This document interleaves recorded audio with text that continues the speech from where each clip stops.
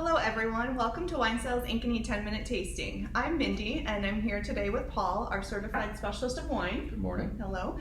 And Cheyenne, our Events and Marketing Coordinator. Hello. Wine Styles is a retail wine and craft beer bar located in the district in Prairie Trail. We are here for all the good stuff in your life. Today we are here talking about Cabernet. So as we've often heard, Cab is king. Yes. And I know we love Cab as most of our guests do. So we're going to dive a little bit more into Cab. Well, and specifically Cabernet Sauvignon, because there are several different Cabernets. That is true. We're not talking about Cabernet Franc. Cabernet Sauvignon. Yes. So Cheyenne, tell us a little bit about kind of the history of Cab from an origin standpoint. Yes. So the history of Cab. It was the 17th century, and there was a Cab Franc that really liked a Sauvignon Blanc, and they got together, and their child they named Cabernet Sauvignon. That is and the rest was her history. That's right. That's all we need to know. And this happened in a very romantic place, right? Yes, the southwest of France, my favorite place. Absolutely. But it wasn't actually discovered that the origins were the southwest of France until a couple of UC Davis researchers found that out in 1996. Everybody thinks it originates in Bordeaux, but Bordeaux is clear up in the northeast corner of France, not the southwest corner. Right. So Bordeaux really took to Cabernet Sauvignon because it's such an easy grape to grow. It's not an easy grape to grow, but it's very For their climate. Yes, for their climate. It's very good for their soil type, their climate.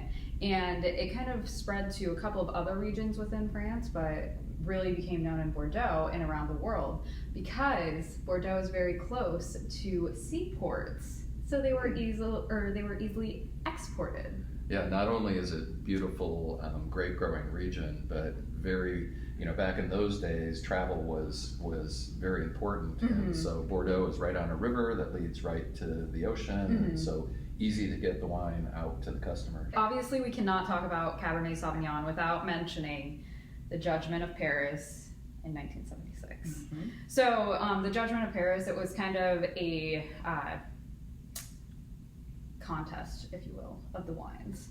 And one that a certain group thought they were going to have in the bag, right? Yes. So many French winemakers and tastemakers were invited to this contest, and they said, all of the French wines are going to beat out the New World wines. And this was when California was really starting to get into the wine scene, and it ended up that a California cab beat out all the French cabs. It was the Stag's Leap 1973, which there is also now a bottle of that vintage in the Smithsonian. Oh, The cool. interesting thing was, too, that as soon as the California Cab won the red wine competition. And obviously this is a blind tasting. Right, so it was, of course it was fixed. At that point it was fixed and there must have been a problem. Yeah. But the interesting thing that all of the judges were French. All of the wine judges. So they had it really in the bag. It was rigged to pick the French wines, and they picked the California. So we've mentioned now Bordeaux, France. I mean, we've mentioned California. What are some of the other big wine growing regions, and what value do they bring to the Cabernet wine industry? Well, number one, Cabernet Sauvignon is the most grown grape in the world. More acres of Cabernet Sauvignon than any other wine grape. It's very commercially successful. Everybody loves Cabernet Sauvignon and can identify it. The grape, Cabernet Sauvignon, likes a warm climate, and it needs a very long growing season. So Napa is absolutely perfect. Long growing season, very warm during the entire growing season. Actually, the climate in Napa is much better than the climate in Bordeaux to grow a Cabernet Sauvignon. And the character of the wine is different in California than it would be in Bordeaux because of the climate. So the obvious places or regions for Cab are France, obviously Bordeaux, and Napa certainly is almost synonymous with great Cabernet. But we've found Cabernets from other regions. What have you liked as far as Cabernets from other regions of the world? Well, we talk a lot in the store about Chilean cabs. That's actually what we have in our glass right now, the Casas del Bosque Chilean cab. Chilean cabs are tremendous value, so just not as well known yet in the wine industry, but definitely have a few different characteristics than what you'll find from like a Napa cab.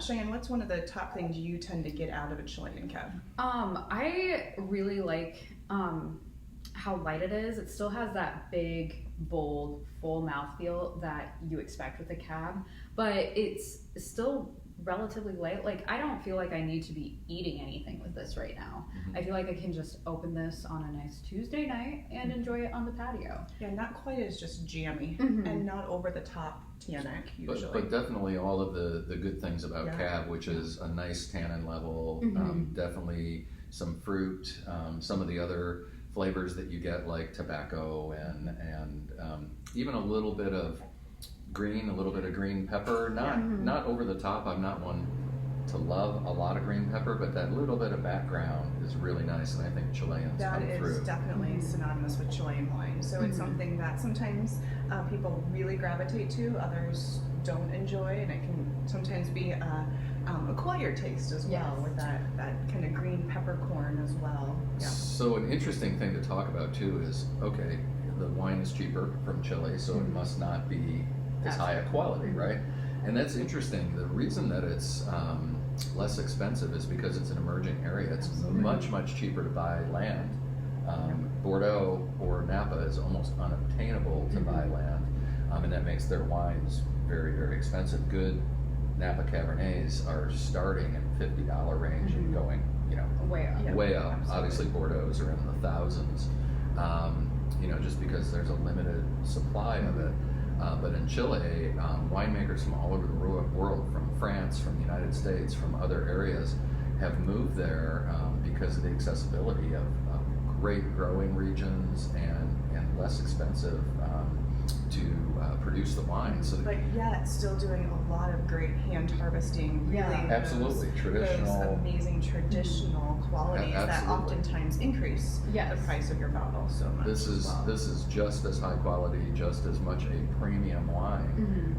It's just it doesn't cost them as much to produce it, so you get an incredible value. You get a world-class wine at really a fraction of the cost if you put it up against the California ones. And with that said, I poured a couple of blind cab tastings here, and sometimes people will say, oh, this North Coast isn't quite as good as I expected it. I thought they would think that the Chilean cab is actually one of the California cabs. So so price is not always an indicator of the ultimate quality. Food.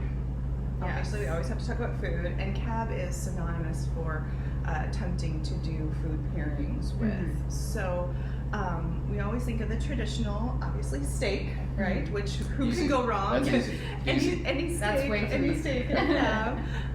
But Paul, what else would you pair a Cabernet with? Well, I'm going to say almost anything. So I'm going to take it from a different standpoint. I'm going to say what I wouldn't pair it with. Okay. So the two things that I would not select if I was having a cab would be very spicy food. So a very spicy Italian or a very spicy Asian, it's really going to clash with the tannins and the alcohol in the cab.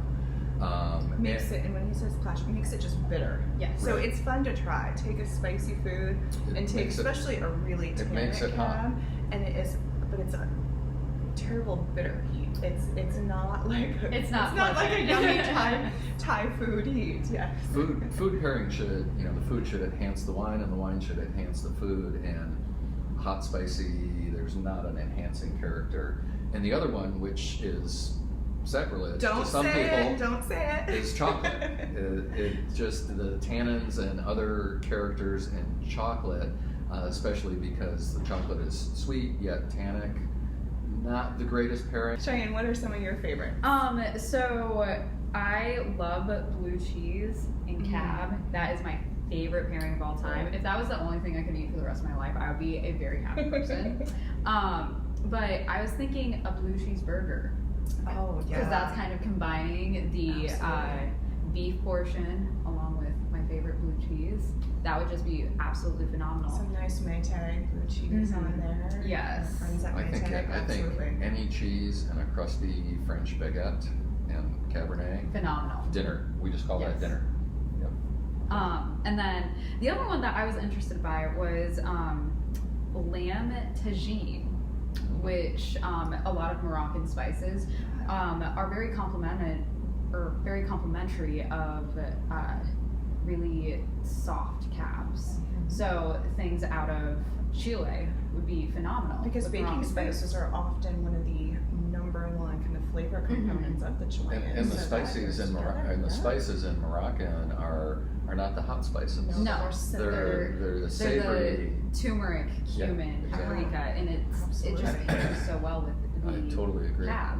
And same with pot roast. You have that just melty pot roast, and a heavy cab would be just delicious. Absolutely. Again, fat content, I think, is what we're talking about. It just works well on your tongue with the tannins. Now we know why cab is king, because of the phenomenal flavors that it comes with, the great food pairings, the awesome regions that it comes from. We invite you all to come into the store and let us help you pick out your next favorite cab for dinner. And as you can see behind us, we have some really nice ones from all over the world, from Italy, lots of California, Chilean, lots of French as well. So, so many great Cabernets to try. Absolutely. So little time. That's right. Just gonna say that. Well, any last words before we say goodbye for the day?